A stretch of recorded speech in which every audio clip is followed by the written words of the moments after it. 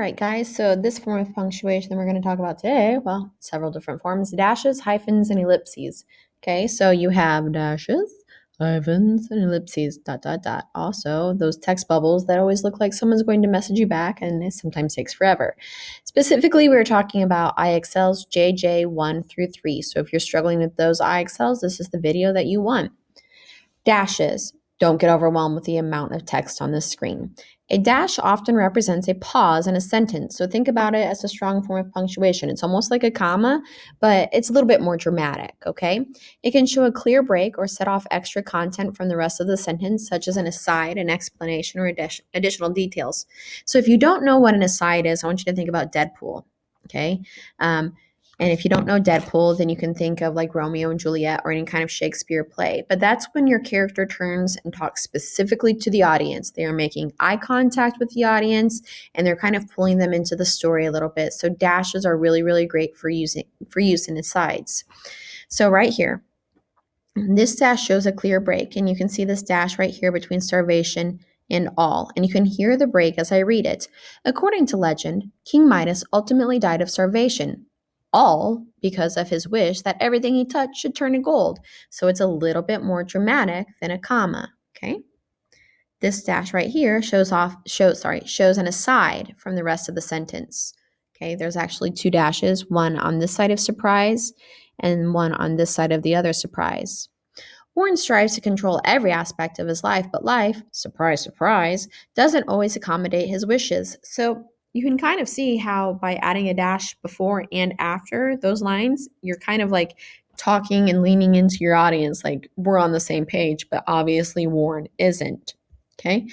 This one right here is probably the one you're most common with, and this one shows an interruption. Lauren protested, but no, you're mistaken. Okay. Sometimes, even whenever you're looking at dialogue in a book, it'll be in the middle of a word rather than between two words. Okay. And then here, this dash sets off additional details from the rest of the sentence. Okay, so you have a dash right here and one right down here.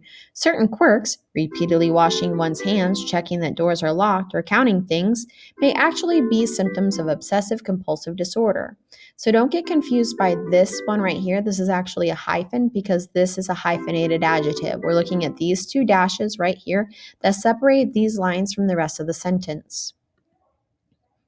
Hyphens are something different. It's whenever you're talking about compound adjectives, and that's whenever you have an adjective that's made up of more than one word. And it's in general using a hyphen to join words of compound adjectives before the noun that it's actually modifying. Okay, whoa, that sounds like a lot of work. Yes, I know. Okay, but it's really not too difficult. So you have to assess whether or not both adjectives are describing the noun, or you have one adjective that's describing the next adjective. Okay. So this is probably the best looking example right over here. Adjacent adjectives. Expensive new desk, or an expensive looking desk. Okay. This one, expensive looking desk. Expensive is describing looking. You're not saying the desk itself is expensive. You're saying it looks expensive. So that's why you have this hyphen right here. In this case, an expensive new desk. Both of these describe desk. Expensive is not describing new. So whenever you have two adjectives and one adjective describes the other, that's whenever you're using this hyphen here. And we're going to backtrack a little bit here. If you ever have toll or self, you always use a hyphen too. Okay. However, you do not use a hyphen if you have a adverb ending in ly that describes the noun, or whenever it comes to region or nationality.